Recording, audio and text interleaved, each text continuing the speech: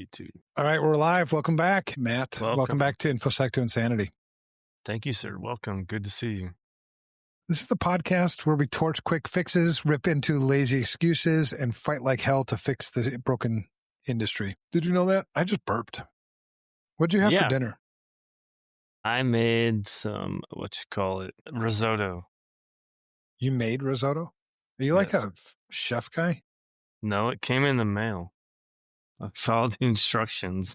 Came in the mail. Hey, dude, check Home this out. chef. When you, I think in the next week, I'm going to shave my beard. For like the second time in your life, okay? Yeah. Well, I didn't have a beard when I was a kid, baby. Okay. Greetings, Mr. Riker Murdoch.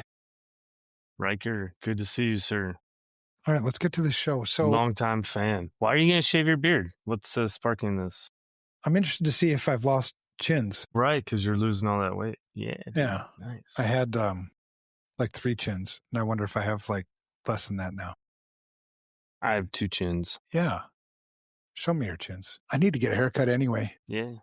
So you're going to be here. You're going to be here in a week and a day. Yep. Yes, sir. And then when you land here, I'm going to pick you up at the airport. And then we're going road to trip. Yeah, we're going to road trip. We're going to road trip to Guadalajara, and then I'm going to buy a Harley. I like it. I don't think they'll let me take it right then and there. If they do, then you can drive my truck back, and I'll drive the Harley back. That sounds like a very dangerous journey. Dangerous. Come on, man. The fuck? No danger involved. All right, so people listening, to the podcast when I release this thing, I'm Evan Francen, 30.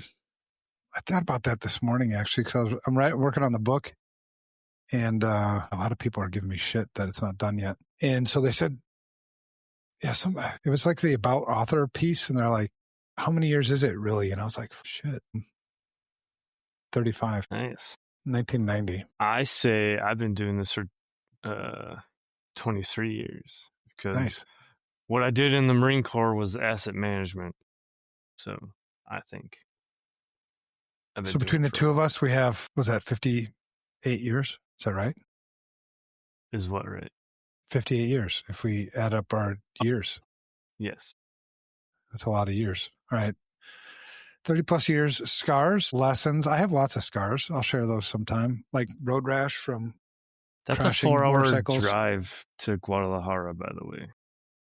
Yeah. Do you have a problem with that? We're good still? Okay. No, are we good with that still? I was just checking. Yeah. Yeah. All right. Scars, lessons, and what the fuck are we thinking moments? What the fuck were we thinking moments? There's a lot of what the fuck are we thinking moments. I should share more stories. You should share more stories of the what the fuck were you thinking moments. We should make a segment. What the fuck were you thinking segment? I was thinking of a new segment that we can do the week after after I come down. We can do InfoSec to Insanity, like on the road or live or something. Live on the road, like when we're driving to get your motorcycle. You want to do an episode while we're driving? We can just like cut some film and chop it up and then put it out there. It won't be like this format, but all right. Anyway, yeah, I could get it. I've never driven to Guadalajara from Puerto Vallarta, so I don't know what we're going to find out.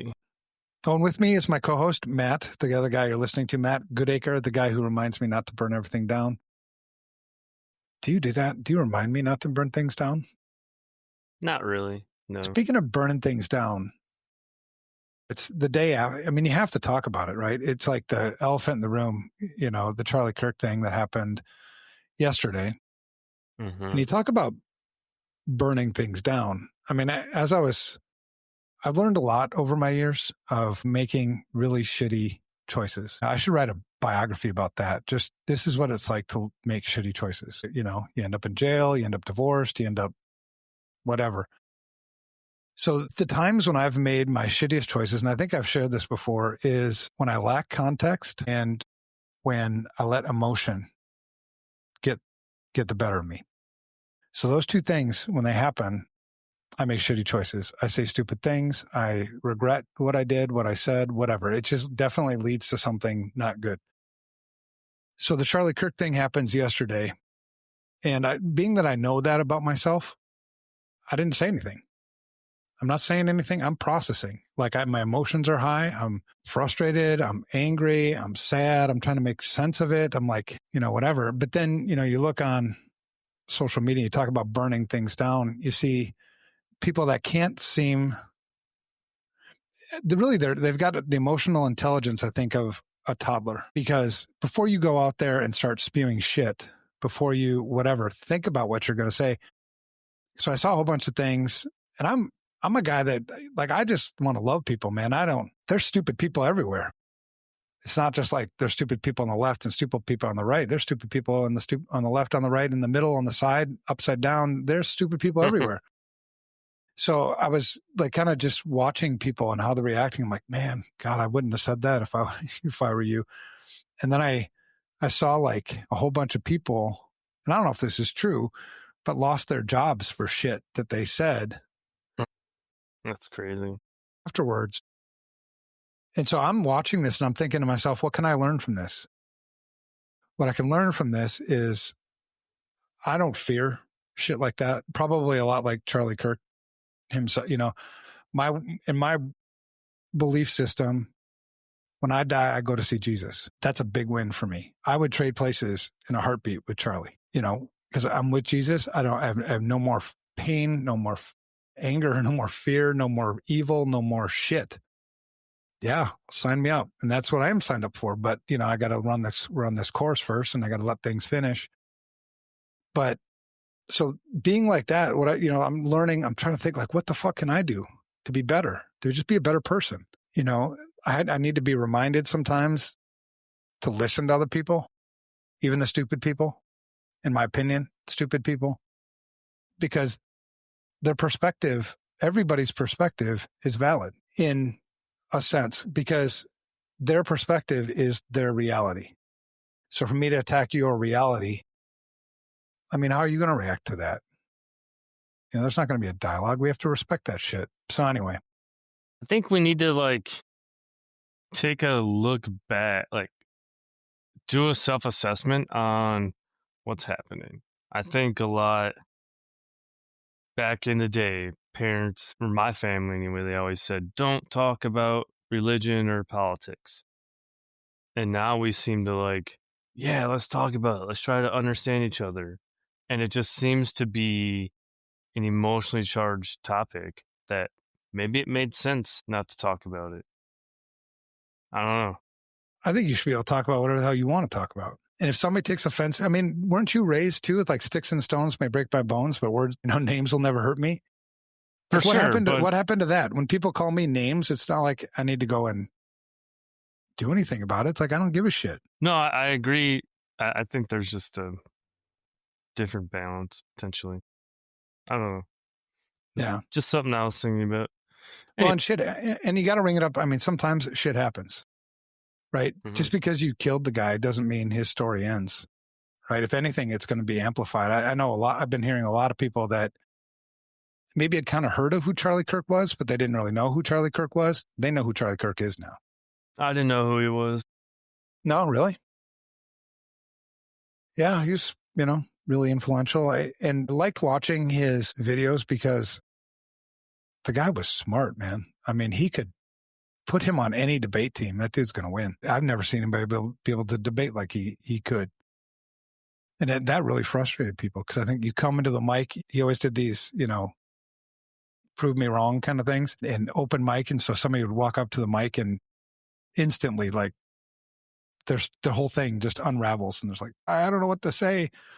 Yeah. Anyway, it's crazy. So burning things down, if you want to burn things down, act out of emotion. If you want to burn things down, don't take anything into context. Just go with what the hell you fucking feel and you'll burn shit down. That's what I think happened with a lot of the Black Lives Matter and the Antifa shit and all that stuff. I mean, why would you, when you think about it logically, because you have emotion, you have logic. And when emotion takes over logic, you do stupid shit. When logic comes back, you're like, why the hell did I do stupid shit? And you look at a lot of the reactions, why would it make sense for me to burn my own fucking neighborhood to the ground? Logically, that makes zero sense. Emotionally, I get it. You're frustrated as hell. You're angry. It's a quick dopamine release. Yeah, but man, talk about those short-term. So that's the main topic for this episode, right? Is this, we're addicted to short-term thinking. I think a lot of times we don't think about the consequences of what I'm doing right now, right? There's this ripple effect. There's this cause and effect. The choices I make today are going to affect what happens tomorrow and next week and next month and next year, right? And I think a lot of times people don't think about that shit. You just do something. Maybe you didn't think about it. Maybe you were acting out of emotion. Maybe you were, it was poor context. Maybe you're just an idiot. I don't know. But you make these choices. And let's say, I'll just use an example. Let's say you knock some chick up, go to the bar, have a great night, one night stand, and you get her pregnant, right? Short-term thinking. I mean, you weren't thinking, well, what happens if she gets pregnant? Mm-hmm. Then I got to become a father and blah, blah, blah. So what do you try to do? Well, because this is another thing that we do. Instead of treating the cause of things, we treat the symptoms of things. I made a mistake. Get an abortion. Is that really going to fix it? You know what I mean? No, it's like you're going to go out and do it again. Well, you're going to go out and do it again. And plus, there's got to be some. I've never had an abortion, obviously, because I'm a man. I can't get an abortion. But I've talked to women who have had abortions, and it's not just as simple as just going in and 15 minutes later you come out and you're good. Everything's fine. There's an emotional piece to that. For sure. That you got to struggle with. So it's like, even if you took that route, it's not over. Right? There's still some long-term consequences to it. And let's say, she decides that she doesn't want to get an abortion. Well, now you're a daddy. Now you got to figure out, well, I could play the short-term game or I could play the long-term game. The long-term, probably responsible thing would be to actually be a damn daddy. The other thing is, I don't know, continue to do the short-term thinking. What happens when you just keep doing the short-term thinking is you just keep making the problems worse and worse and worse, and they just keep exacerbating. Now, applying that same thing applies in life and information security. We see it happen all the time. Little fix, little fix, little fix, little fix. All you're treating is little symptoms. You're usually treating those symptoms out of context. Sometimes it is emotion. You're buying the blinky light thing because it looks cool. It's going to make you feel good, whatever. But the consequences that come along with that, you probably made your security program worse if you did it, if you made the shitty choices and whatever. So anyway, said my thing about Charlie Kirk. You got anything to add to that, man? I would feel that because this isn't a thing like, I also feel bad about those two people. Hortman, I think her name was, up in Minnesota, who got killed. The Minnesota senator, congresswoman, whatever. I feel bad about anybody who loses their damn life, right? I mean, we do all these comparisons like, well, and this is the divisive bullshit, and this is the emotional bullshit. Like, well, when, George Floyd died, they did this, and now Charlie Kirk died, and they're doing this. And like, there's some kind of fucking comparison. Like, one life is better than another life. A life is a life, for crying out fucking loud.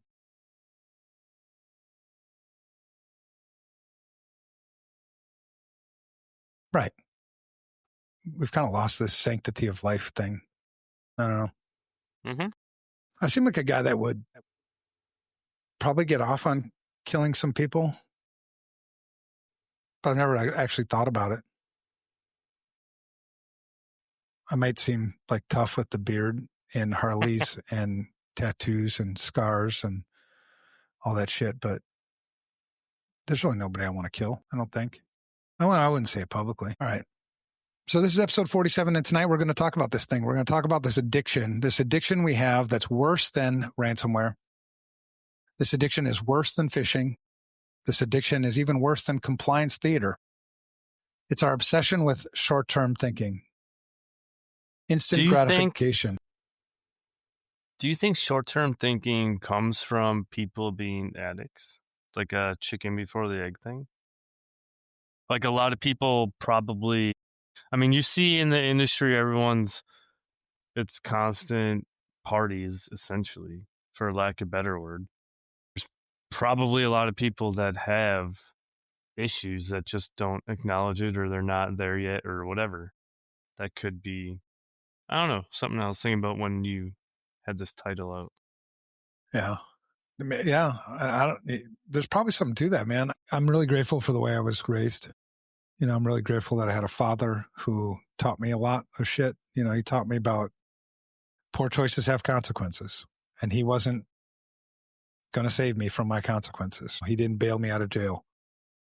He also taught me that hard work pays off, that anything that's shortcuts, like I never really fell for or felt an urge to go after anything that get rich quick schemes or nothing. Now, the Marine Corps way was, if you're going to do it right. And so, I've always been appreciative of that. But I have had my own problems with, the instant gratification. I think that led to a lot of the alcohol abuse back in the day. I wanted an escape and I wanted it now. I think have a tendency maybe to, in my personal life, go out and buy something impulsy, do a lot of impulse shit, and I think there's a dopamine hit probably associated with that. It's probably don't have to something. go out. I do that shit on Amazon now. It's weird. Like, I'm sitting around bored and I'm like, I should just buy something. I'll buy like fucking socks or something stupid. It's like, it's so dumb. Well, when I bought my truck, there was actually another truck that I wanted, but it was going to be like 2 months to get it shipped here. And I was like, I ain't waiting 2 months. I want my truck now. So I went and bought another truck. So I think we all have this instant gratification kind of urge. We want something and we want it now. But I think anything that's long lasting, anything that's worthwhile takes time. You see a lot of new people come into this industry who they want the raises now. They want the money now. They want the prestige now. They want the promotions now. No, it takes time. You need to build experience. You can't rush experience. That it just comes with time. I mean, I've been in this industry, like I said, for 35 years. I started out cleaning boot sector viruses off of Windows 3 machines. I wasn't getting paid shit. I mean, it was good money back then. But especially in this industry, like with tech, there's so much temptation for fast money in technology. Mm-hmm. I mean, right now it's the AI thing, right? The AI, you can build your own business overnight. You can build your own app. Really?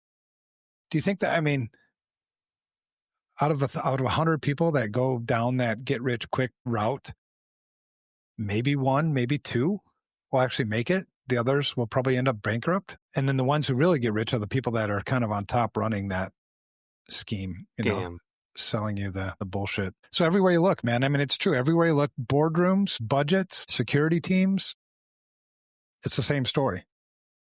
And it's always been the same story. Quarterly earnings over long-term resilience. Shiny tools over boring fundamentals. Patching just enough to survive the week instead of building security that lasts. That's so going back to this series, and this is the wrap up for this series, accountability in cybersecurity is broken. We went through all these other root causes. This is the last one to close out the series. One of the root causes to why accountability is broken in this industry is because of our addiction to these short-term thinking, the short-term results, this instant gratification, because it's all ad hoc. There's no strategy. You look at, if I were to build a security program from the beginning, like let's say I was able to, walk into an organization, wipe the slate clean, and start building a security program without any of the bullshit, right? I'm not going to have to inherit anything. I can start over. The very first thing I would start with would be governance. Who does what? Who's responsible for what? The accountability, right? So that I know where I need to go to get things done. Because if I don't have somebody's neck to wring, then how am I going to know if everything got done and what am I going to do if it didn't, right? So it would be with governance, which would be that accountability piece. But you look at most organizations in their information security programs, governance is laughable, if it exists at all. I would agree. So that's a result of this short-term thinking. It's this ad hoc, reactive, do this, do that, patchwork of bullshit, when really you need to go back to the fundamentals of what the fuck are we doing here? It kind of ties in with like using or thinking that tech is going to solve the problem. Tech will never solve your human problems. If anything, tech will never solve your human problems. Tech will just exacerbate and make your human problems worse. Look at social media. Social media was, supposed to be this thing. We were sold the fact that, well, it's going to enable us to stay connected, keep up to date, share family pictures, keep your family together online in different parts of the world and country and everything.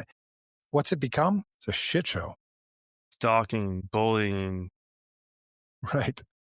And it just gives the people that normally wouldn't have any voice, that I'm talking like the crazy fuckers, they normally wouldn't have any voice. It just amplifies their voice. Well, so like crazy. None of these people would ever say this shit to your face. That's what it was supposed to do, though. It was supposed to allow you to find your community. Yeah. I don't know. Yeah. Because some of the things you see people, put on social media, they would never say to your face. Yeah, no doubt. And growing up, when I was growing up, like that's the only way you could tell people shit was to their face. So anyway, we're going to hit what the fuck news. I've got 5 news things. We're going to hit CISO humor. And of course, to dive deep.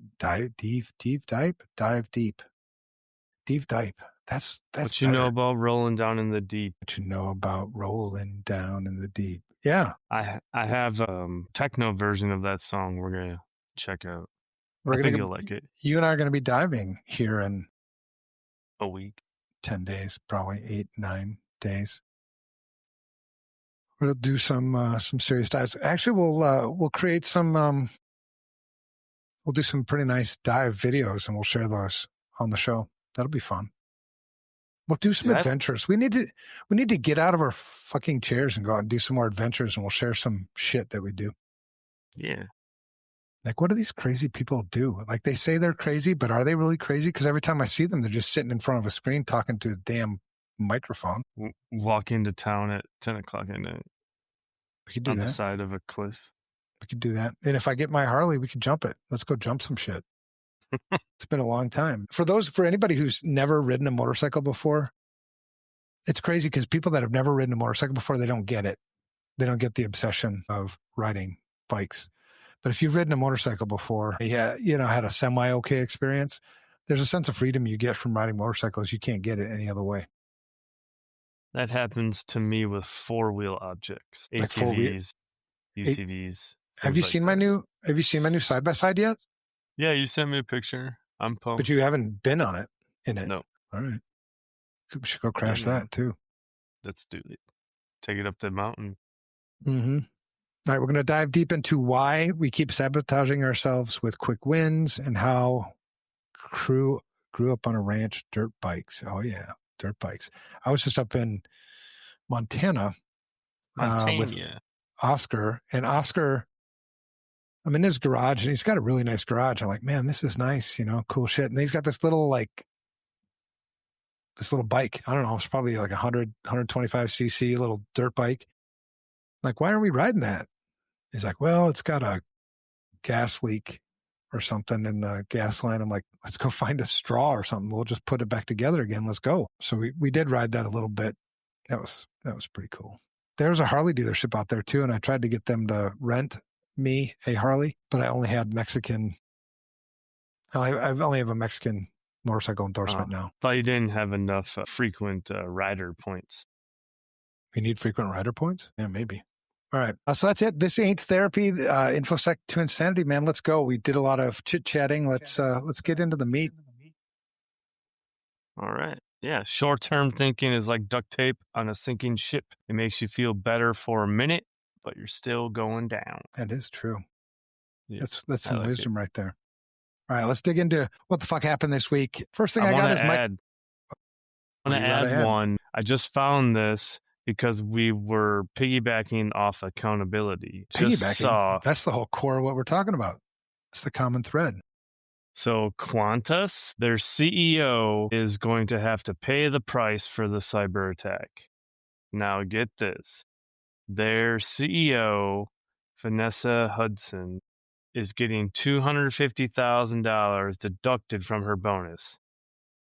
But she's still going to take home $6 million. All right. So okay. I wonder where they came up with $250,000. 15%. 15%. How much did the breach cost Qantas? They probably can't quantify it, I would imagine.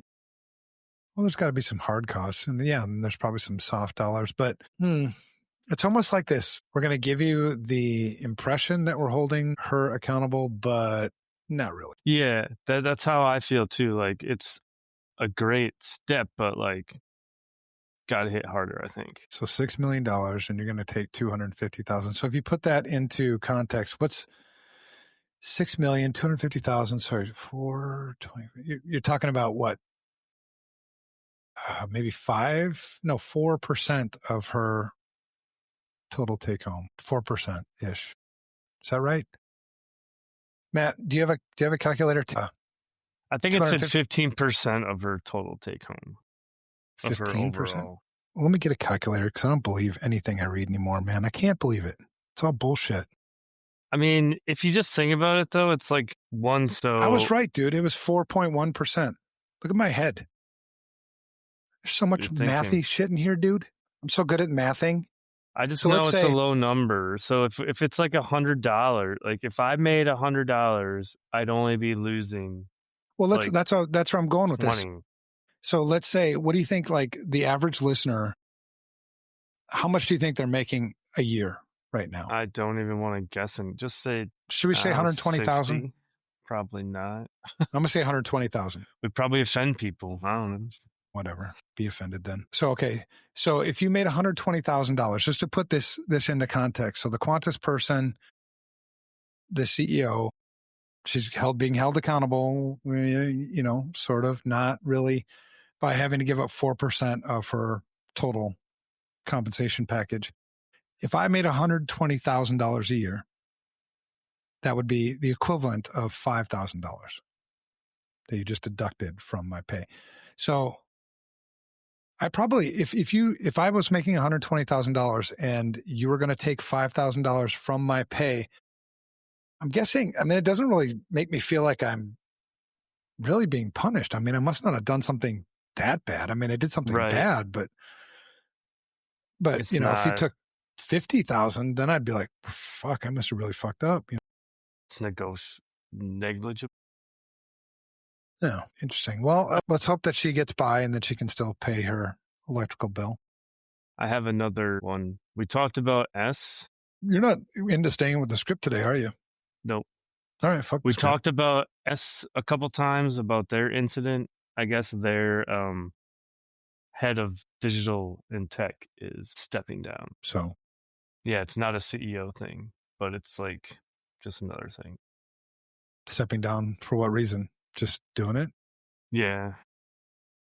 So it has nothing I'm guessing they were forced. Is that what it says? It says amid cyber incident. Amid. Okay. All right. Well, hopefully they'll find another job and not fuck up again. Right. The last thing. You got another one? Seriously, dude, we're never going to get to the fucking script if you keep this shit up. Are you tracking this NPM thing? Why do we even put together a script if you're going to do this shit? Talk about accountability. What the fuck are we doing here, Matt? NPM, are you tracking this or what? MPM? NPM, that's supply chain? Yes. Yeah. The package. Yeah. Yes. Did you hear about like what actually happened? No, please enlighten me. So it ended up just being a crypto stealer and they only got $1,000.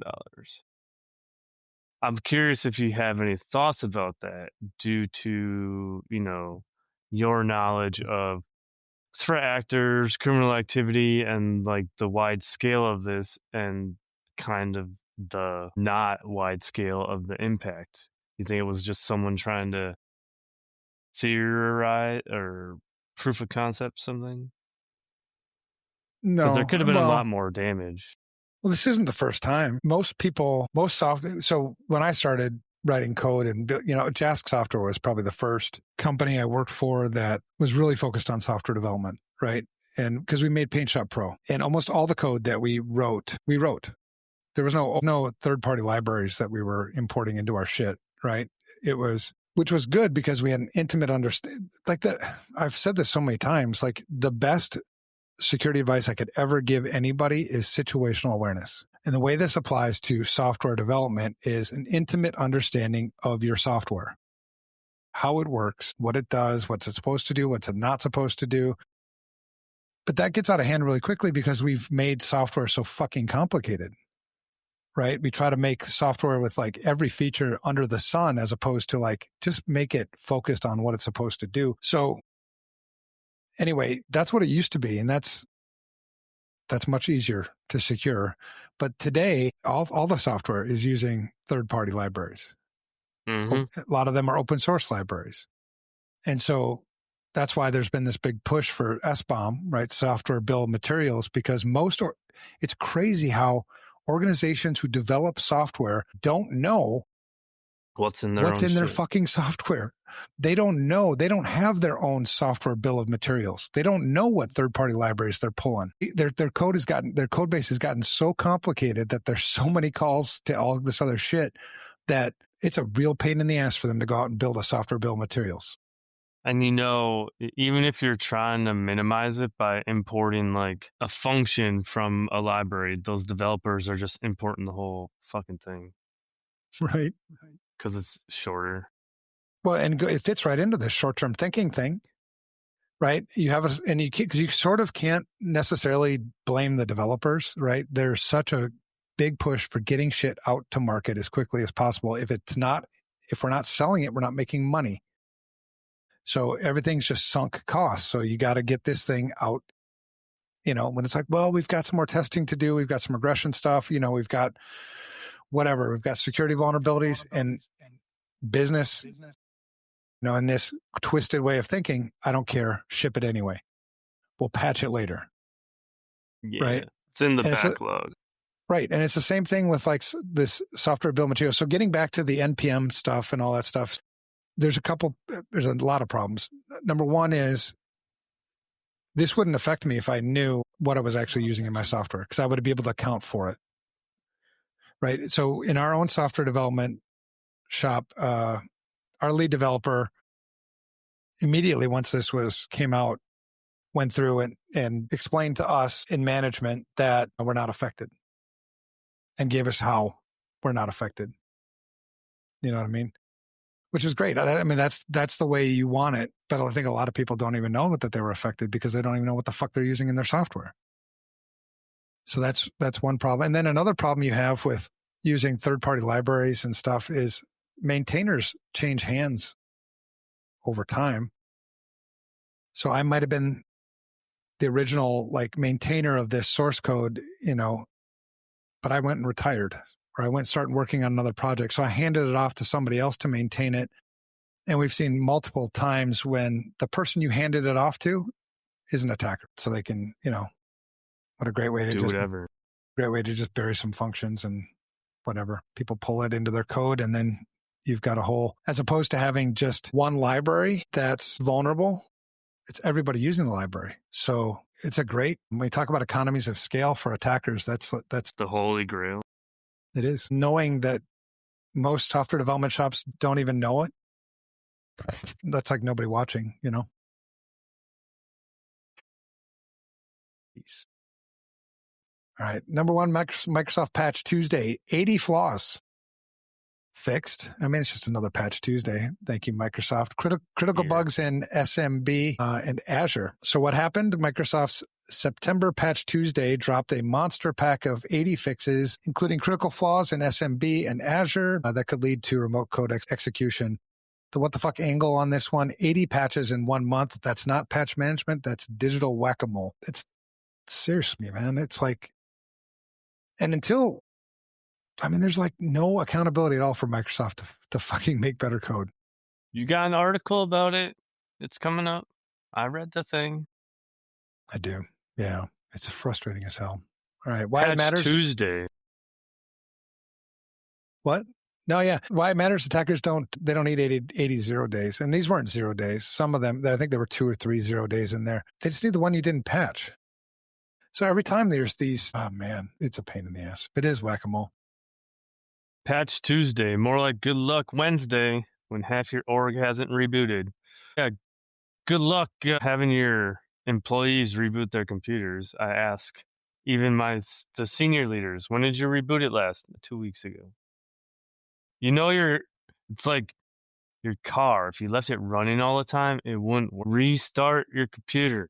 But sometimes, I'm sometimes guilty of that. I mean, at any given time, I've got, 10, 11 Word documents, 5, 6 spreadsheets. I don't know how many browser tabs.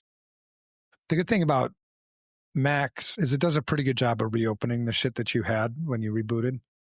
Yeah. I don't know about Microsoft anymore because I gave up on Microsoft as a, workstation operating system like 7 years ago. I should tell you about that story sometime. It actually, talk about pushed acting you over the edge.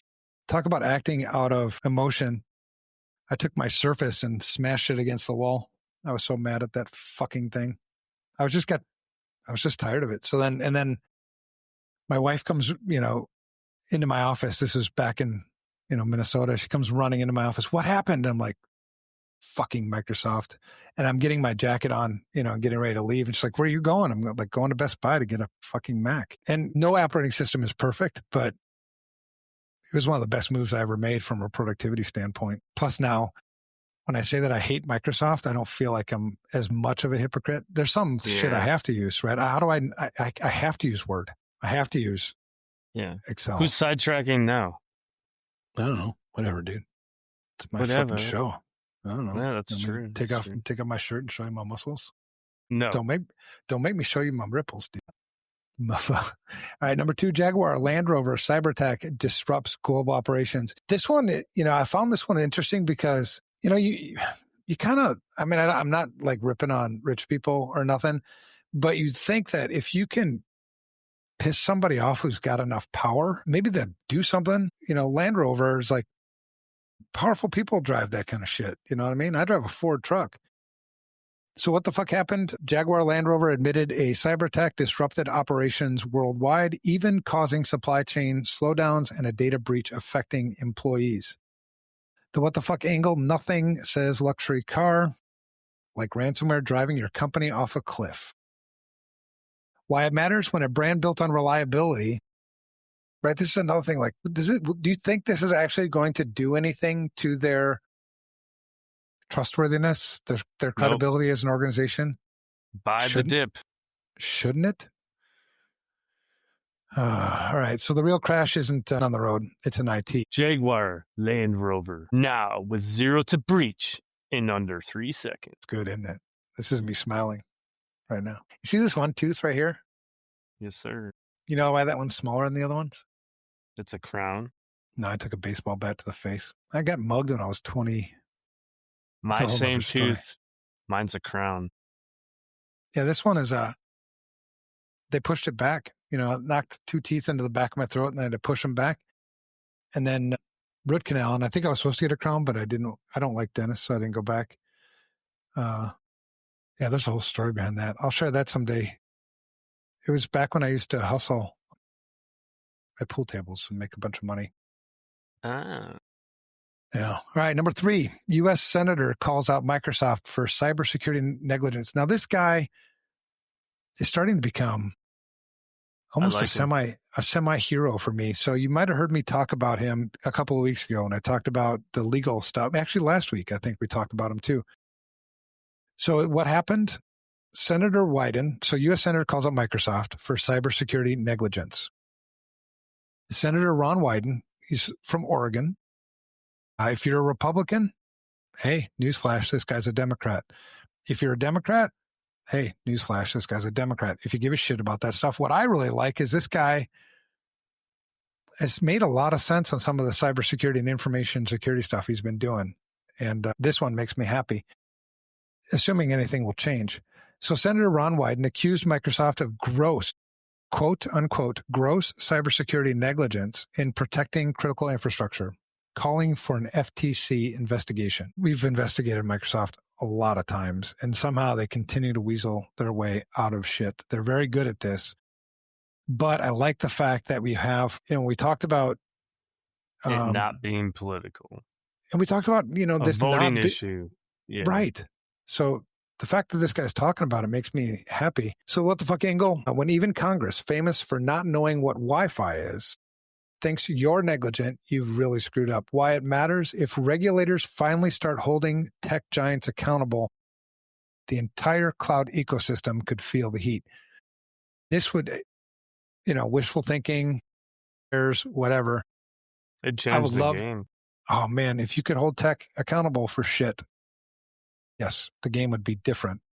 I think if you want to go this road, you probably need to start with telcos. All of them. Make some simple fucking rules that everybody needs to play by. No outs. You know what I mean? Microsoft now serving subpoenas as a service. I like Subpoena. Subpoenas. That's a weird word. But lawyers, they're always coming up with weird words. Number 4, Cloudflare blocks record-breaking DDoS attacks. This one was interesting. Cloudflare announced it mitigated some of the largest DDoS attacks ever recorded, with traffic measured in hundreds of millions of requests per second. The WTF angle, the internet is basically a stress test, and Cloudflare is the duct tape keeping it from exploding. If you like them or don't like them, I don't know. I've got pros and cons around Cloudflare, but they have stopped a number of pretty disruptive things that could have happened over the years. These attacks are growing faster than defenses, for sure. And if Cloudflare sneezes, half the internet catches a cold. Cloudflare, the only thing between you and your website turning into a 404 tattoo, bro. We should get 404 tattoos. I already have a Kerberos. Let's go. Let's do it. All right, so that's Cloudflare. We ripped on them a few weeks ago, but here we go. We're giving them a little bit of kudos. Number 5, SalesSoft/Drift breach hits cybersecurity firms and their customers. So these are security people. When security people get screwed, that's interesting. They can, we're always preaching like incident response. You need to have this, you need to have that. It's like, all right, what do you got? Where are you at? Where you at, dog? So what happened? A breach at SalesSoft and Drift exposed data tied to multiple cybersecurity companies and their clients, showing once again that third-party risk is everyone's problem. And I'm happy to announce that FR Secure Security Studio is not in this list. We don't use SalesLoft. Actually, it's SalesLoft and Drift. But even if we did, we do take third-party information security risk management very seriously. We do have a fantastic incident response team. I'm not calling that out for somebody to come in, well, let's go see if we can hack FR Secure, because you can. You can hack anybody, right? So I'm not asking for problems. I'm just saying that if the problems come, I think we're going to be okay. The WTF angle, even when even security vendors get breached through their SaaS tools, how the hell is anyone supposed to survive? These are the experts. But the thing about experts, we preach a lot, but a lot of us are hypocrites too. We say, you got to have asset management, you got to have governance, you got to do this. It's risk management. When's your last risk assessment? It's not compliance. But most, I would say, security consulting companies, cybersecurity firms preach it, but they don't do it. They're full of shit. So, and this is what I would ask. If you use a cybersecurity firm, if you use a consulting company, a product company, put them through the ringer. Ask them difficult questions. Show me your last information security risk assessment. Show me, your policies. When's the last time you had an incident? Tell me how you handled it. What are your capabilities? I mean, ask for them to give. Here's my SOC 2. Yeah. Well, and a SOC 2 wouldn't be bad, but read it then. The thing about SOC 2s, knowing how SOC 2s work, number one, if I get a SOC 2, I get to define the scope. So just because I have a SOC 2, maybe the SOC 2 only applies to this one financial accounting system, and it doesn't apply to my whole organization. So I can have a SOC 2, but I can define scope on the SOC 2. So if you give me a SOC 2 and I'm like, oh, okay, you're good, just check the box, you might be missing something because the scope of that SOC 2 might be shit and it may not even apply to me. That's number one about a SOC 2. Number two about a SOC 2 is you have these criteria that you need to meet, and you need to convince essentially a CPA to give you an unqualified opinion that you're meeting these things. The thing is you get to define how you're meeting those things and make that case to the CPA so that they're going to audit. So there's a whole bunch of gray area in all of that, but that'll be in the report. Works really well over dinner. Yeah, no doubt. And that'll be in the report though. So you need to read the report.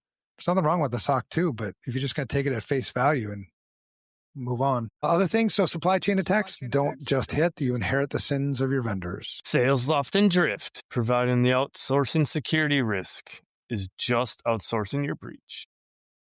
There you go. All right, so this week's headlines scream the same thing: short-term patching, short-term thinking, and no long-term fix. From Microsoft's endless vulnerabilities to supply chain chaos, the industry keeps duct taping the cracks while pretending it's building a fortress. Let's move on to segment 2, CISO humor. Welcome to tonight's comedy clinic. You go to clinics when you're sick, so maybe you don't have Maybe you've got a comedy sickness, and maybe we're here maybe to solve. we are sick because the industry. No, not us, dude. We got the clinic. We're inviting people. We're inviting patients in. them to our clinic. We're trying to fix the industry because the industry's sick.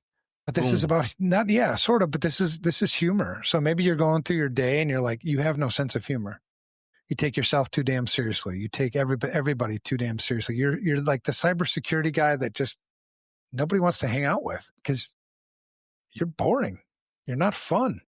So those kinds of people come to our clinic, come to our comedy clinic. We're going to treat that. And that's what segment 2 is all about. This is where the punchline is always, we didn't patch in time. The episode's theme, short-term thinking. That's the theme for tonight because nothing says cybersecurity strategy like duct tape, coffee, and blind optimism. So check this out. You might be a CISO if your 5-year security roadmap is actually 5 copies of your next quarter's budget request. Just 5 copies of it. It's the same damn thing over and over and over again. I just keep trying to get it, man. Someday they got to say yes.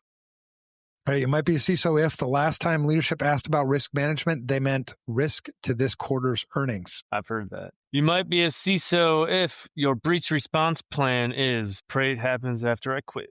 Yeah. I don't want to be. It's hard to blame me when I'm not there. I see it coming. Actually, those are the best people to blame. If you're one of those people that likes to point fingers and doesn't like to own shit, which is not the kind of CISO I would ever want to be, but it's great when like shit hits the fan. You're like, well, that's left over from, when Jackass was here. I had to inherit that crap. I mean, I would have never put that stuff in like that. So you might be a CISO if you spent more on coffee for the incident response team than the patch management budget. You might be a CISO if your cloud security plan is literally don't click weird links. If it looks weird, man, just don't click it. Right. It's crazy how, I still talk to security people and they're like, just don't click links. I'm like, that's really stupid advice, man, because everything's a fucking link. Like, you're telling people not to click links, but it's what almost everybody else is doing. It makes sense. Yeah. It's almost as dumb though to like, don't click weird links. The fuck's a weird link? That's pretty subjective. Yeah. So you might be CISO if your cloud security plan is literally that. All right. So our skittish skit, it's a short one this time. It's boardroom time travel. In this particular skit, Matt, so put yourself into this situation. I'm going to put you in the power position. You're going to be the CEO, Chief Executive Officer, the man at the top, the guy that everybody's got to respect. The one that, when you come walking into the room, I shudder a little bit. I'm like, oh, fuck, man, is this the day? Is this the day I get fired? Boost. So, Matt, you're the clueless CEO, and I'm the burned out CISO in this particular skit. It's a short one. So, Matt, kick us off. Security, get that security guy in here. So, Evan, how's our 5-year security strategy looking? Mr. Matt, what can I do for you, sir? How's our 5-year strategy looking? It's basically the same as last quarter, kind of ignored. Well, we'll get to that after this quarter's bonus checks, All right. That's cool. I'll add that to the incident response plan. I think it'll look like this. Basically, step 1, pay the executives. Step 2, pray the hackers, wait until quarter 2. Yeah. That's what we'll do. So, all right.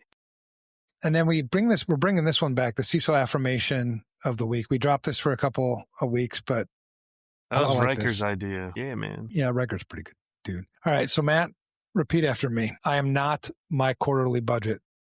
I am not my quarterly budget. I am not the next shiny tool demo. I am not the next shiny tool demo. I am a resilient professional trapped in an industry addicted to short-term wins. I'm a resilient professional trapped in an industry addicted to short-term wins.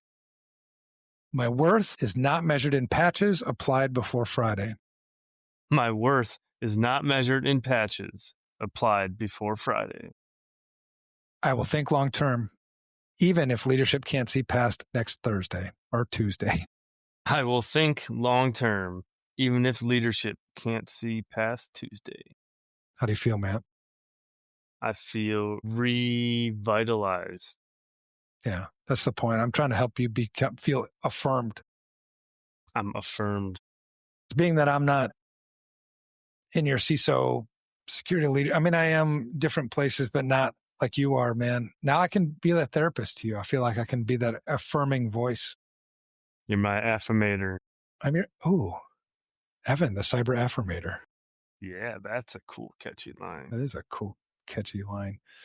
All right, here's the real talk break. CISOs are stuck in a system that worships short-term wins, while long-term resilience is treated like optional homework. Short-term thinking isn't just funny, it's why breaches keep happening. When leadership says we'll deal with that next quarter, just nod, smile, and quietly update your resume. It's funny, in a lot of incident responses, I used to do this occasionally. I stopped doing it because people got offended. I think as time went on, people got more offended by things that I said. Maybe I just said them more often. I don't know what happened, but on an incident response, it was like, all right, step one, update your resume. I mean, make sure your resume is updated. Start, reaching out to recruiters, whatever. Sort of same thing happens when you're dealing with shitty leadership. I think when you're dealing with shitty leadership, number one, look in the mirror, right? Am I the problem? There's three things you need if you want to get leadership on your side. You need trust, credibility, and likability. Do they trust you? Do they see you as credible? Are you an asshole? If you can get those three things and nail those three things and build those three things with leadership, chances are a lot better that they're going to listen to you and you're going to get this kind of collaborative relationship with them. But even when you've busted your ass on building those three things and leadership still doesn't get it, at some point you have to stop looking in the mirror and you have to realize that you just have shitty leadership. And there does come a time when that happens. And rather than staying in that position where you keep beating yourself up and it starts to erode your quality of life, get the fuck out of there. Don't let yourself be used like that, especially if you know that you're good at what you do. So anyway, that's just a CISO survival tip from something I've learned over the years. From the affirmator. The affirmator. Yeah, you're not a fucking victim. I mean, start there though, because you also have to own it, right? So look in the mirror. Where am I at? Am I trustworthy? Am I credible? And am I not an asshole? If those three things, if you've got those things covered and you can't think of any other way to make those things better, well then maybe it's leadership. You just have shitty leadership. Give us our key quote, Matt. Short-term thinking in cybersecurity is like putting a Band-Aid on a bullet hole. It makes the executives feel better while you're just bleeding out. Yeah, that's true. All right, laughs aside, I don't know if any of that was funny. I think the affirmation thing maybe was all right. Because as funny as it is, the short-term addiction is killing our industry. It's serious as something that's really serious, right? It is. So we're going to break it down. No bullshit. In tonight's main segment, we can't stop chasing the quick fix. That's the addiction. And how to finally kick the habit. We have to kick the habit if we want to solve this accountability problem. And if you want to solve the security problems, if you want to get risk management, get appropriate budget, get appropriate buy-in, you have to solve the accountability problem. All right, so this addicted to short-term thinking. Did you get a chance to read the blog post, Matt? Glanced over it. I didn't read it in depth. I'm kind of a turd. No, I'm going to give you permission to lie to me right now. I'm pulling it up right now. I'm trying to keep track of the Packer game, but I think we're going to win. So I'm pulling. Yeah, that's right. You know it. I do have rant, though. What's your rant? Well, so I was talking with another industry professional earlier this week. And I was professional with quotes or like just real? No, he's got a job doing the things. That's the things. And I was talking about this exact thing. And I'm like, yeah, your company buys all the tools. He's like, yeah, we have all of them. I'm like, why? Well, because they let me buy them. Well, why? Because the board is asking for them. So, like, they let me buy them. Hold on. Stop at that right for a second. Then let's get to the other thing. Because they let me buy them. Mm-hmm. That's justification for buying shit? Because somebody lets you buy them? It doesn't seem... I mean, he said he has to make these business plans or business cases or whatever, but I don't know what they are. But, yeah, they buy, like, everything. You're wasting money. That's what I feel.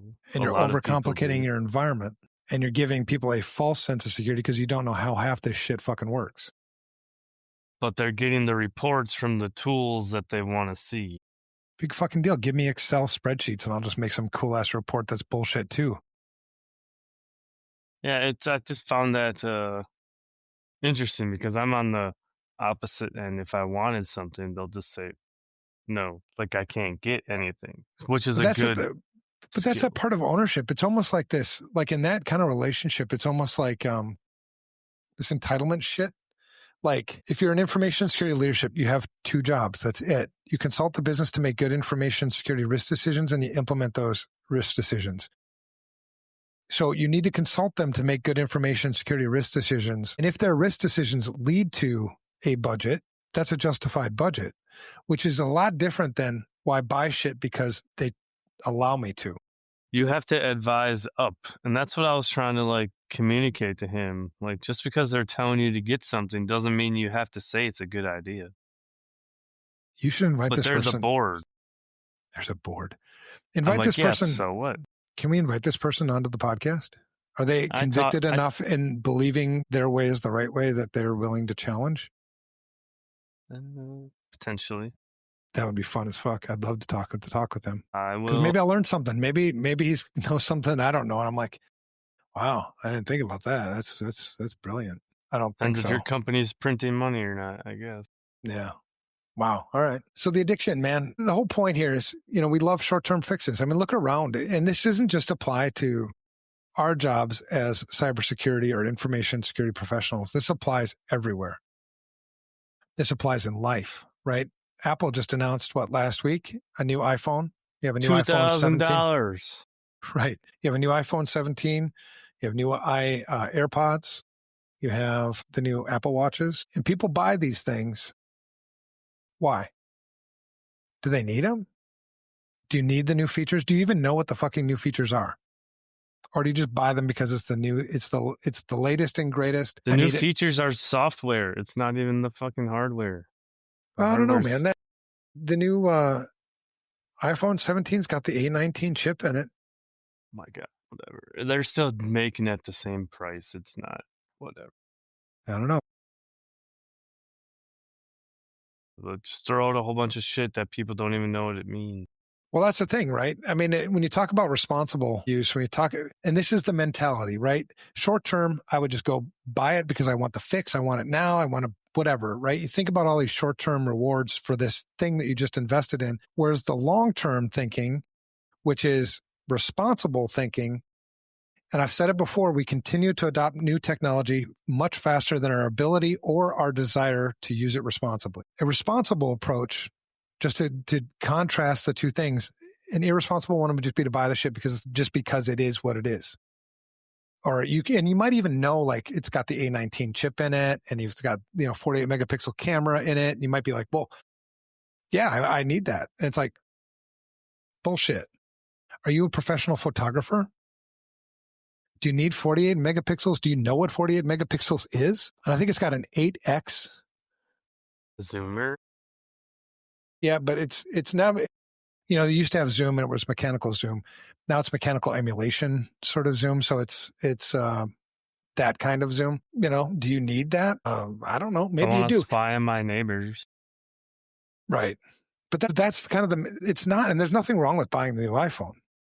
What's wrong with buying the new iPhone is not knowing why you're buying the new iPhone. Objectively, right? How will this improve my life? Or is it, well, it just makes me feel good. And that's fine too. But what you're missing out on is the risks that come along with that. And today, mostly we're not held responsible for those shitty choices. But like I said earlier in an earlier episode, it's only a matter of time before that's going to come, right? Should I spend the $1,200 on the new iPhone 17 Pro Max, or should I feed my kids this week? I don't know. It's up to you. But I'll give you an example. Like my wife, she's got she's not addicted to technology. She's got the iPhone 13. And she's like, should I upgrade to the iPhone 17? I'm like, yeah, you should. And she's like, why? And I gave her a list of reasons. And that's why I know the 48 megapixel camera and the A19 and did the research on it. Because I'm like, I'm not getting it. Old. Right. But I'm not getting, a new one. This is a 16 and it's fine. It'll work for a while. But it's this irresponsible, just like instant gratification, short-term fixes, not thinking about the consequences long-term to some of the decisions that I'm making today. And I am actually looking forward to the new Watch. Apple. Yeah, because that's got a 42-hour. The biggest thing I wanted in the last one, so this would be the version 3 of the Ultra. The Ultra. From version 1 to version 2, it wasn't like shit. Nothing exciting, really. It was a different color, black to silver. Right. But the one thing I really wanted was a longer battery life. I mean, that's like the biggest thing I want. I don't need more features. I don't use half the features on my watch anyway. But so the new one, 42 hours. Mine lasts 3 days. What are you talking about? Mine's a 2. That's because you don't do shit. I exercise more than you. You don't even know me. You don't even know who I am right now. And I want to, and I don't want to be a hypocrite, right? I don't want to go out there and rip on all the people that have short-term thinking, not admit my own. I do have short-term thinking. One of the curses that comes with ADHD is a propensity for short-term thinking. A lot of impulsive shit that we do. I fall for it, for sure. But I think that when you fall for it and have like this situational awareness, knowing that I'm falling for it, so I'm still not just going head first into it. I'm still like in my back of my mind, I still know that there's this risk here. Does that make sense? It makes sense. I think the other part of it is it's okay too, as long as like you can. Back to like what you're talking about, do I buy the phone or pay for groceries, right? I think once you start going down this road, it becomes an addiction, and then you're not able to make a smart choice. Then you're compromising, and then you're, off track. Right. And this is, it's in personal life, and this is the same way, I think we face a lot in business stuff. We love short-term fixes, patching symptoms. It's very frustrating that we don't treat causes to problems. If you want long-term solutions that will stick and stay a solution, you treat the root cause. If you want to keep this cycle of insanity, just keep treating symptoms and ignore the root cause. The symptoms are short-term. I mean, that's the short-term thinking, right? Just keep whacking the mole. Another symptom, smack it. Oh, I got it. We're good. Well, shit, there's another one. Smack it, right? That's the chaos. That's the firefighting. That's the short-term thinking. Whereas the long-term strategic thinking, where you get the value from your information security dollars, and yes, there is value in information security dollars, is in strategic thinking. It's an integration, information security risk management integrated with overall risk management, which is integrated in the success of the business. That type of approach has a return, and you're treating root causes. So our short-term stuff, it's patching symptoms, buying shiny tools, spinning up committees that do shit. Committees are great, but you have to have them do something. You start a committee with a charter, which is roles and responsibilities, so that people that come to this committee know what's expected. But it takes time. The long-term fundamentals: asset inventory, risk management, security culture. Those things take time to build. They're long-term strategic approaches, but they're fundamental approaches. They get ignored. It's like how many people start like one of these projects, like an asset inventory or a risk management thing, and as soon as they start hitting some bumps in the road, they throw their hands up and stop it. They quit. Yeah, it doesn't work. It's bullshit. Every single person I've ever talked to. That's a symptom, and that's a symptom of short-term thinking. Your long-term strategic thing, you expect the bumps in the road. I expect people to challenge me on why the fuck are we doing this? And I need to have an answer for that. Why do we keep doing this asset inventory thing? Why do we keep doing this risk management thing? Why do we keep doing all this annual, quarterly training and awareness stuff? And you need to have an answer, a good answer. That comes from strategic thinking. That doesn't come from short-term ad hoc bullshit. And there's no other way, when going back to this trust, credibility, and likability,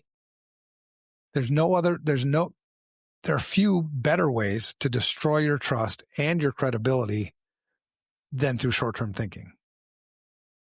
Because it's ad hoc, it changes. There's no consistency. If you want like to build trust, you have to have this consistent track record of producing results. Anyway, cybersecurity is definitely not unique. This addiction, like I said, runs through business. It runs through politics. It runs through personal lives. I mean, you look at political shit. Let's take that one as another example. It's election cycle to election cycle to election cycle. And that's, I'm going to contrast this with like Salt Typhoon. It's Salt Typhoon, China, United States. I don't like China, the government. I like all people, basically, but China, United States. China, long-term thinking. They have a 100-year strategy that they're executing on. What's our strategy for information security as a nation? Do we have a 100-year strategy? No, it's like this whack-a-mole bullshit. There's no strategy. So politically, business, and this permeates through the American culture, I think, more than probably any other culture. Oh, it's because of the whole profit capitalism thing, because the money's there. Right. That's what I think. And there's nothing wrong. I'm a capitalist. I believe in capitalism, but responsible capitalism, right?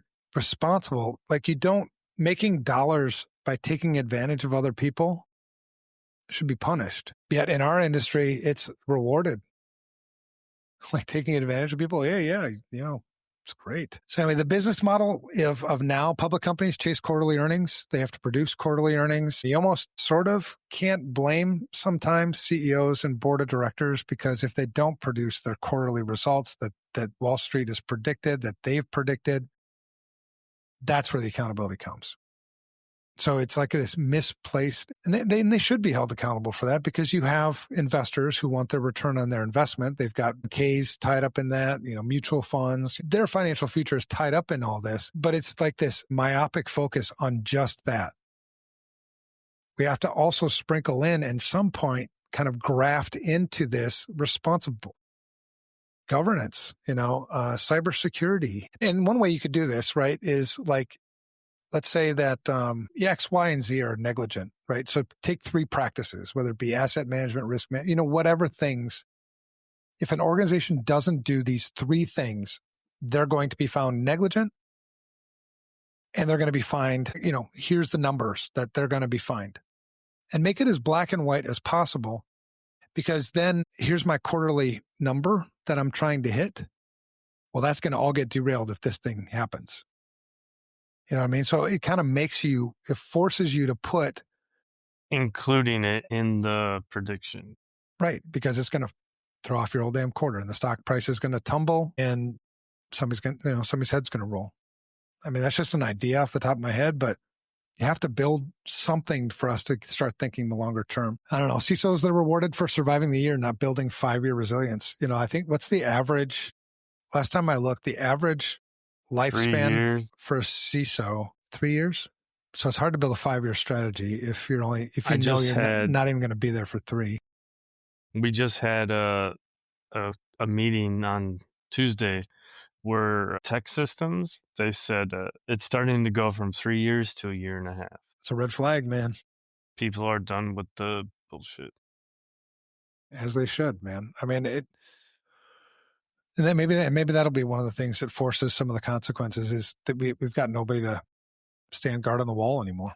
We can't get somebody to come, or if you are going to get somebody to come, you're going to have to pay them $500-600 an hour. You couldn't pay me enough anymore. I mean, and not just that, but my team is better than me, so you could get a lot better results that way. Yeah, I don't think there's a number that you could put in front of me that'd be like, yeah, you know what? I think I'll get back into the consulting again. I mean, I do consulting like ad hoc, talk with you, talk with other CISOs, just on the fly, but we're friends. You don't charge people for that shit. Every major breach, man, rerun, ignored basics. I can't remember the last breach that I saw. It's a sophisticated threat actor, Evan. Yeah, I know. Nation state, right? Couldn't have mitigated it. It's possible. to mitigate it. I can't remember the last breach that I saw that was like, like, what is it? Like impressive. Like, holy shit. Wow. You fucking did that? Damn. That's crazy. It's the same things. It's basics. It's fundamentals. It's single factor authentication, some shit. It's not patching, some shit. It's the same things, man. I can't remember the last one. I was like, fuck, that's crazy. The things that are crazy is like the way they propagate. I think it's become SolarWinds was pretty cool. Much more interesting. Yeah. Yeah, that was one. And the NPM, going back to that one, that one's pretty cool. Yeah. Exclude the downstream impact and the initial piece. Yeah. They're pretty cool. If I were. Well, NPM was an account takeover without MFA. But the propagation through that. I mean, if I was a naughty person today, that's where I would go. I would go after open source. Open source are just, common libraries and just go after the pandas library. Yeah. All the data geeks are using that. Dude, that'd be huge. All right. Yeah. So it's screwing us. I think we've made the case. Do you have anything to add on why this short-term thinking is fucking us up? I used to have a board. No, I mean, it's just, I think we covered it pretty well. Yeah. I had one of the things that forced me to create the S2 score, which was actually before that, it was the FISA score. The FISA score it was being adopted quickly. And then FICO, the big FICO company, shut it down. Yeah, they gave us a cease and desist. I'm like, for what? You don't. Anyway, I wanted to fight it. I wanted to crowdsource the legal fees too, because I figured it won't be hard to find people that want to go after FICO. But my team wasn't as risk. They were more risk averse, I think, than me. So we didn't do that. So we changed FISA score to S2 score. But that original score came from, I used to have one of my peers.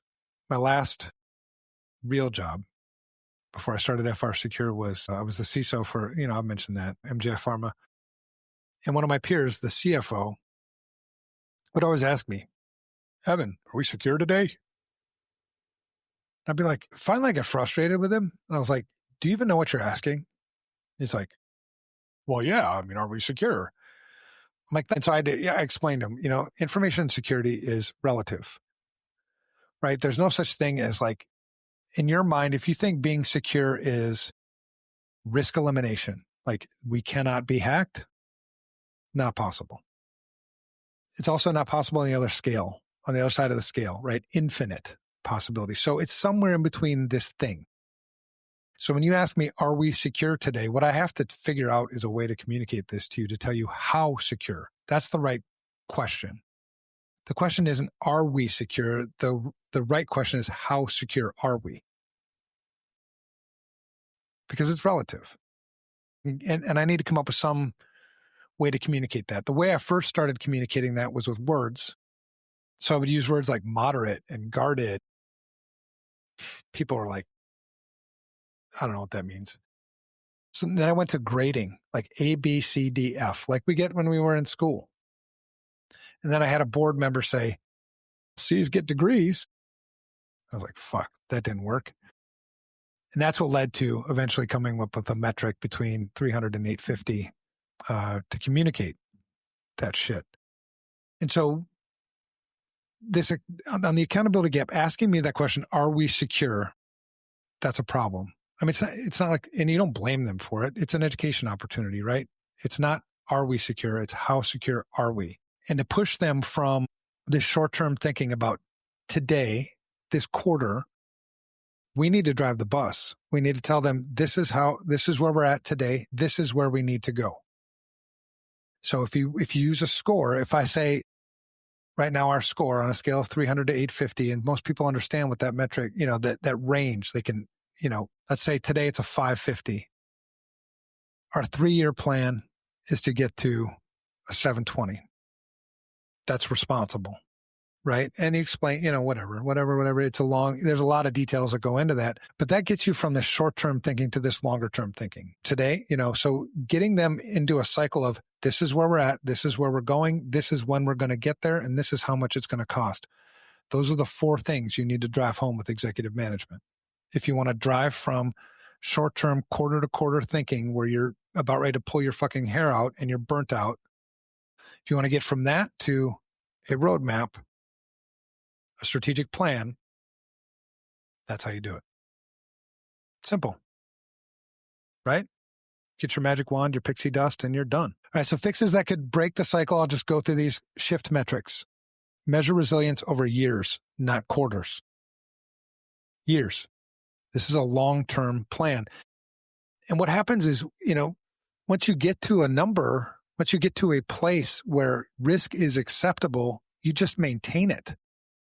Building is always more expensive, more disruptive than maintaining. Once you're in this maintenance mode, holy shit, man, enjoy it. You'll always have these tweaks to make. You always have little changes of direction, but getting from this short-term thinking, firefighting, high-stress environment to this long-term build and maintain, that's where the love is. Number 2, reward prevention, incentives, insurance, tax credits for companies that do the boring foundational work. Reward them for it. It's neglected. There's no other way to do information security. Keep trying. Keep buying the blinky lighty things and fuck your firewall and not have asset inventories, not do risk management. Keep trying. It's never going to work. Never. 35 years of doing this. Never seen it work. Logic. If you have logic, if you're thinking with your brain and you have discernment, you'll know it's never going to work. So sleep well at night knowing that you're that short-term thinker that just keeps buying the blinky lighty things like your friend. Sleep well, man. I sleep great because I know I'm doing shit right. Number 3, educate leaders. Boards need to understand security is a long game. It's not quarterly line item. We can report on it quarterly for sure. But the plan needs to be 3 to 5 years. This is where we're at. This is where we're going. This is when we're going to get there. And this is how much it's going to cost. And then you report on that quarterly. So you can still fit into their quarterly short-term thinking, but we have to have a long-term strategic plan. Make sense? You feel me on this, Matt? I do. A lot of times they don't let you talk to them, I've seen. Have a good night, Riker. Specific. Yeah, this is where a lot of people are like complaining, oh, we need to be able to sit at the table and all that stuff. Being able to talk quarterly. Maybe it's because you're buying too much shit. Start with looking in the mirror. Trust, credibility, and likability.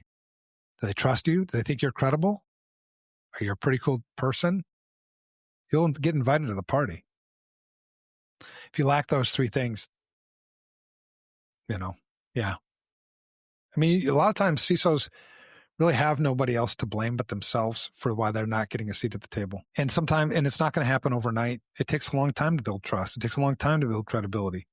I mean, look at yourself, man. I mean, you shared some news with me this last week, which is a fantastic opportunity to go talk to leadership about some really cool things and provide and demonstrate the value that you're going to provide to the company. But that didn't happen overnight. It wasn't like you joined the company and like, hey, come talk to the board. That's the long-term strategy, right? It took time to get there, man. Number 4, empower CISOs. Tie compensation and survival to long-term outcomes, not just fire drills. If you're constantly in this fire drill world, you have a shitty CISO. I'm sorry. Or CIO. I mean, IT is always constantly firefighting too. Yeah. Shitty leadership. That's all that is. Culture change. Number 5, culture change. Normalize saying no to short-term optics that kill long-term health. People are afraid. We've said over and over and over again, in information security, stop being the no person. Stop being the no person. Yes, mostly, but there are times to just say no. No, doesn't make any damn sense. You know what I mean? Obviously, we want to say yes to things that we know, that we think, that we've been sold are going to provide value to the company. But if there are things that it's just obvious it's not going to provide value to the company, say no. The CFO does it. Everybody listens to the damn CFO. All right. Actionable challenge for listeners this week. Ask your leadership this week, what are 5-year security? You probably start with 3 years. What's our security plan at all? Yeah.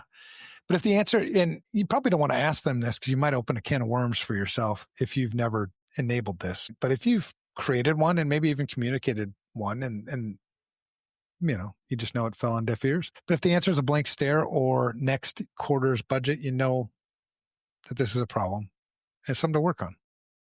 And I wouldn't go right at the blame game. I mean, start with the mirror. All right, man, give us our key quote, and then we're going to run into our broken industry fix list and wrap this sumbitch up. What you got? Cybersecurity keeps failing because we're addicted to short-term fixes. We don't have a hacker problem. We have a leadership problem. Bingo. Leadership. I was talking to people at the event this week. Same thing. I feel like, we're talking about hiring people and like there's this talent gap. I said, I think we have a leadership problem. Like no one wants to teach. I'm busy. I'm going to conferences. I'm going to lunches. You got to spend the time with your people, man. Well, why are you going to conferences? Why are you going to lunches if it's not going to provide value to your business? My job, and every single person in the company, if it's a company, every single person is there to provide value to the company's mission and objectives. If you're not, I mean, that's where you got to step up and take ownership for your damn self. And I know that we don't want to, like, you might need this job, but you're already on thin ice anyway. It's just a matter of time before somebody's going to figure out that you're not providing any value to the business. And then you're in the next round of layoffs. So rather than get surprised by it, why not wake up? But going to conferences, yeah, there are times when that will provide value to your business, right? You'll go and learn new things. It's an education opportunity. It's a networking opportunity for sure. But I think there are a lot of people that go to these conferences and go to these things without that mentality, A lot of young people. And put it on the company, the company checkbook, man. It ain't cool. I mean, I don't want, it's part of the culture too. So it's not like a simple fix, but whatever. All right, so the broken industry fix list, we're going to give you 5, I don't know how many, 6 maybe. The no BS fix list, in our opinion, for this. So fix number 1, redefine success. Stop measuring cybersecurity by quarterly no breaches reports and the other stupid metrics. Stop measuring maturity. Start measuring maturity over time. Are we better off today than we were last year? This is going to require a metric. It's going to require an objective metric. Your opinion can always be challenged. Facts, they kind of stand for themselves, right? So you need to figure out how you're going to measure cybersecurity. And there's lots of tools out there. Security Studio, my own business has one, but that's not the only one. And you could always create your own one. The point is to measure success over time and demonstrate the progress that you've made. The name of this game is risk management. So that whatever metric you're going to choose should represent risk in some way or another. Give me fix number 2, man. Kill the shiny tool syndrome. Don't buy another silver bullet until you nailed the fundamentals. Asset inventory, MFA, backups, patching. Tools should support your strategy, not replace it. I say this all the time. You should not let vendors be driving your program. No vendor should be telling you what to buy. Amen, brother. They don't live it. They don't have the perspective. They don't even know how it works. When I get on calls with them, I have to tell them how to make it better. To cut your point, they're just trying to get it out the door. It's like a minimal viable product. Yeah. All right, fix number 3, align incentives with long-term health. CISOs shouldn't be rewarded for surviving the quarter. Tie compensation, key performance indicators, and board accountability to 3 to 5 year resilience. Much easier said than done, but it's going to take something. Always says that you hate us vendors. I don't hate them. Do you hate the vendors? No. Be honest. They're good people. Be honest, man. Products just suck. People are good. Hate the products. Love the vendors. People. Love the people. Fuck the products. Okay. Got it. We just had to clarify that. I'm a basher. Yeah. It's pretty sweet. But it's going to be your nickname. What was my nickname? I'm the... Shit, what was I? You're the affirmator. And then you're affirmator. The affirmator. I'm the affirmator. You're the basher. The basher. We're like the Bash Brothers from the Mighty Ducks. Dude, this is going to be awesome. All right. What's number 4? Educate boards and executives. Teach leaders that security is like fitness. You don't get abs from one workout, brah. Force conversations about sustainable investments, not optics. That always works in the right environment. It always works in boards and leaders is when you use analogies like that. And especially if you have enough trust and credibility with the leaders to insert some humor in it, that's what makes it stick and they don't forget it. It's pretty cool. By the way, Chloe sells risk software. Nice. Keep selling it. Sell it to the right people and use it right. Fix number 5, normalize saying no. CISOs and practitioners, and this goes against so much of what you hear in the industry. Don't be the no person. There's a time and a place to say no, right? It's like being the responsible parent. When it comes to information security, not the business, but when it comes to what I'm supposed to be the expert at, I'm the adult in the room. And sometimes the adult in the room, it's like when you raise their kids, I want more ice cream. Oh, no. Eat some fucking vegetables. And then, do something to deserve it. So it's like, because I think we've taken that too far. I think, a lot of information, almost to the point where like, you're not really a leader. You're just a yes man. You're just like, okay, yeah, we'll figure out how to, and then you bitch and complain about it to your peers or the next networking group. Well, maybe you should have said no to some things, right? So it's not just cut and dry like that. So normalize saying no. CISOs and practitioners must push back on short-term decisions that sabotage the future. Our job is to consult the business to make good information security risk decisions. That's job number 1 as an information security leader. If they're making poor information security risk decisions, you need to say something.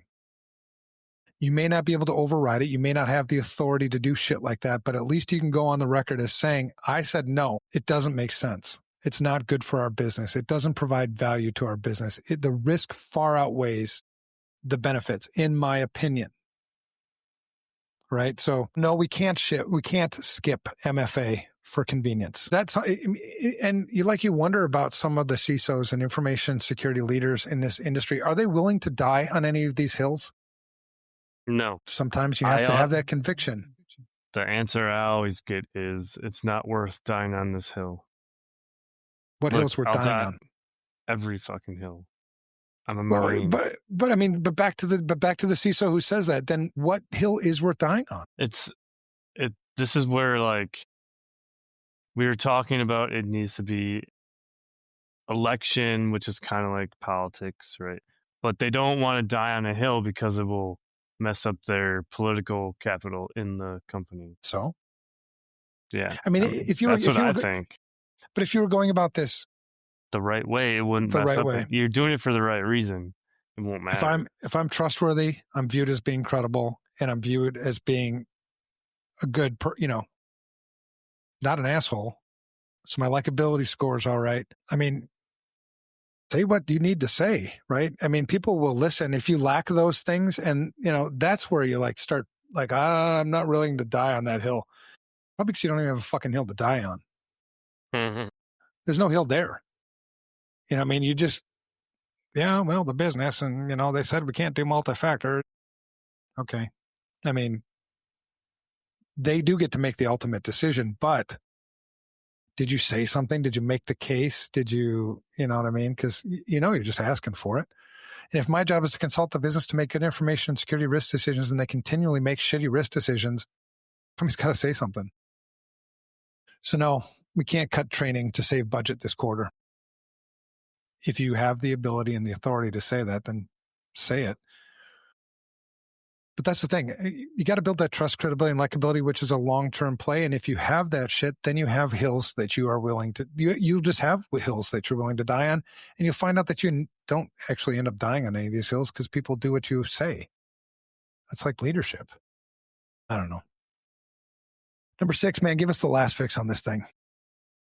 Culture, not just controls. Security isn't a quarterly project. It's a culture shift. If your people don't understand why, no number of tools are going to save you. Why? That is my favorite book in the world. Start with Why. Simon Sinek. Yep, I have it over here. If you want to, social engineering 101, right? If you want to get people to do what you want them to do, you could do it a number of ways, but one, it would be to take advantage of their emotions, right? So get them fired up about something, fear, whatever, because They'll think with emotion. They won't think with logic.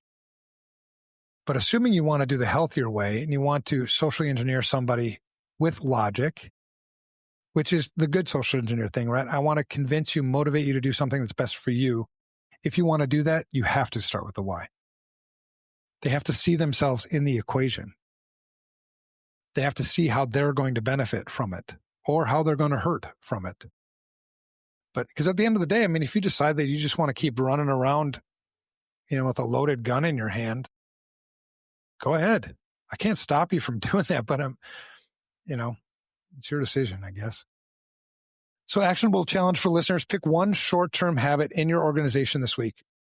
Think of one thing in your organization this week, one short-term habit, and call it out.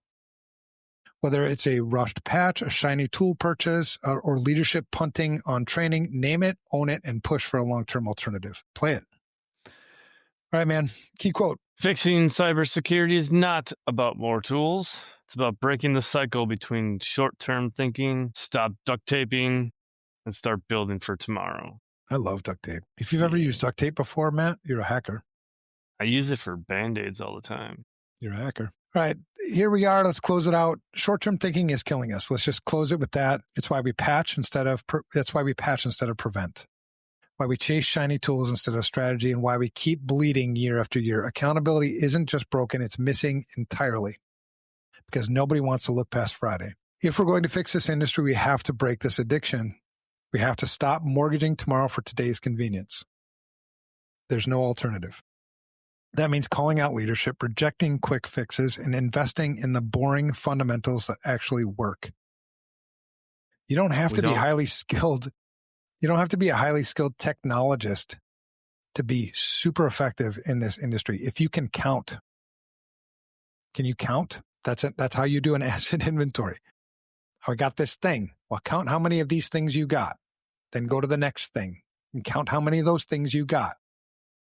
That's one of the biggest fundamentals, man. It doesn't take a hell of a technologist to do that. All right. This is the end of our So this is the end of the series, man. This is the end of this cybersecurity, accountability and cybersecurity is broken series. Should